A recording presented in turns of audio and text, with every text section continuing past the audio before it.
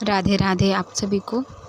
इस वीडियो में आपको बताने वाले हूँ कि संकट चौथ या तिल चौथ कब है, 29 या 30 जनवरी को। आइए जानते हैं। संकट चौथ का व्रत हर वर्ष माघ मास के कृष्ण पक्ष की चतुर्थी तिथि के दिन रखा जाता है और ये व्रत भगवान गणेश जी को समर्पित होता है। इस व्रत में चंद्रमा को अर्घ्य देते हैं। संकट चौथ व्रत का पारण रात को चंद्रमा देव जी को अर्घ्य देने के बाद ही किया जाता है। इस बार साल 2024 में 29 जनवरी को सोमवार के दिन संकष्टी चतुर्थी थी, यानी कि संकट चौथ है। इसे तिलकुट चौथ और माघी चौथ आदि के नामों से जाना जाता है। कुछ लोग गणेश चौथ भी बोलते हैं। चतुर्थी तिथि के देवता भगवान श्री गणेश जी हैं और इस दिन गणेश भगवान जी के साथ ही चौथ माई की पूजा भी की जाती है, व्रत भी किया जाता है और गणेश भगवान और चौथ माता की कथा वर्णित और सुनी जाती है। इस व्रत में चंद्रमा को अर्घ्य देने से सभी प्रकार के संकट दूर हो जाते हैं।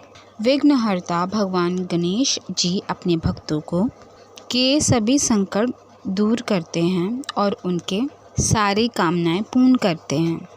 इस व्रत को खास तौर पर माताएं अपनी संतान की लंबी उम्र के लिए रखती हैं। इस व्रत को करने से संतान के ऊपर आने वाले सभी संकट दूर हो जाते हैं। निसंतान महिलाएं यदि इस व्रत को करती हैं तो उन्हें संतान सुख की भी प्राप्ति होती है। संकट चौथ के दिन सुबह सूर्योदय से पहले स्नान करके भगवान गणेश जी का पूजन किया जाता है। फिर दिन भर व्रत रखा जाता है और शाम को सूर्यास्त के समय स्नान करके स्वच्छ वस्त्र धारण करके फिर गणेश भगवान जी की मूर्ति के पास में एक कलश में जल भर कर रखा जाता है। धूप दीप नैवेद्य तिल लड्डू मौसमी फल गुड़ और घी भगवान श्री गणेश जी को अर्पित किया जाता है। इसके अलावा सबसे महत्वपूर्ण भगवान श्री गणेश जी को दूर्वा 500 सुपारी का भी अर्पण करें। पूजन करने के बाद भगवान गणेश जी की आरती की जाती है, भोग लगाया जाता है, चंद्रमा जी को अर्घ्य दिया जाता है। उसके बाद में तिलकुट का प्रसाद बांटा जाता है, खुद भी ग्रहण करते हैं। और इस व्रत को सुबह से लेके शाम तक बिना अन्न जल के रखा जाता है, निर्जला रखा जाता है। फिर शाम को पूजा करने के बाद जब चंद्रमा उग जाते हैं तब उसके बाद पूजन करने के बाद आप इस भोग को पाक के फिर सब अपना व्रत पारण कर सकते हैं। इस दिन तिल गुड़ घी का दान करना बहुत शुभ माना जाता है। जिनकी सामर्थ्य निर्जला न रह पाए वो जल का सेवन कर सकते हैं। शाम को पूजा करने के बाद मूंगफली या साबूदाने की खीर वगैरह बना के आप खा सकते हैं। इस दिन केवल मीठा ही फलाहार करें।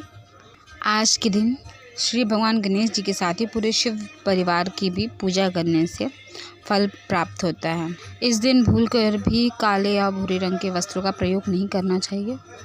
तो आप ऐसा कर सकते हैं कि आप अपने घर में पीला या ऑरेंज कलर का कपड़ा या सफ़ेद कलर का कपड़ा जब भी आप व्रत रखें या व्रत पूजन करें तो इन तीनों में से कोई एक कलर धारण करके पूजन करें। ऐसे लोग जिनको मानसिक तनाव ज़्यादा रहता हो उन लोगों को रात में चंद्र को अर्घ्य ज़रूर देना चाहिए। तिल चौथ के दिन चतुर्थी तिथि प्रारंभ होगी 29 को सुबह 6:12, यानी कि सूर्योदय से लग रहा है आपका ये चतुर्थी, तो 29 तारीख को ही चतुर्थी संकट चौथ तिल चौथ मनाया जाएगा। और 30 को आप 9 बजे आप अपना व्रत पारण कर सकते हैं। 29 जनवरी के दिन सूर्योदय सुबह 7:12 पे होगा, सूर्यास्त शाम 6:07 पे। ब्रह्म मुहूर्त सुबह 5:35 से 6:23। तो ये 1 घंटे का समय है, लेकिन ब्रह्म मुहूर्त 2 घंटे का होता है। तो आप 4 बजे भी उठते हैं तो भी वो ब्रह्म मुहूर्त में ही आता है। कुल मिला के ये कि रात्रि के चौथे पहर को ब्रह्म मुहूर्त कहा जाता है।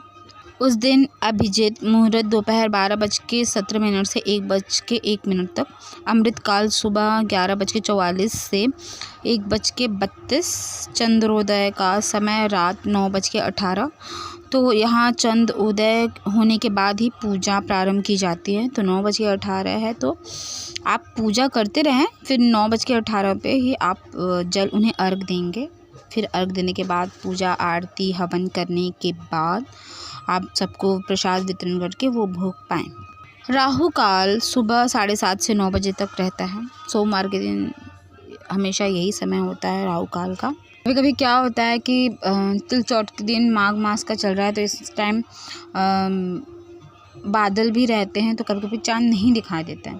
तो ऐसे में आप क्या कर सकते हैं, पूर्व की साइड अपना मुख करके चंद्रमा जी का ध्यान करके आप उन्हें अर्घ दे सकते हैं, उनका पूजन कर सकते हैं। यदि ये आपको जानकारी पसंद आई होगी, वीडियो पसंद आई होगी, तो लाइक और सब्सक्राइब ज़रूर करें। राधे राधे।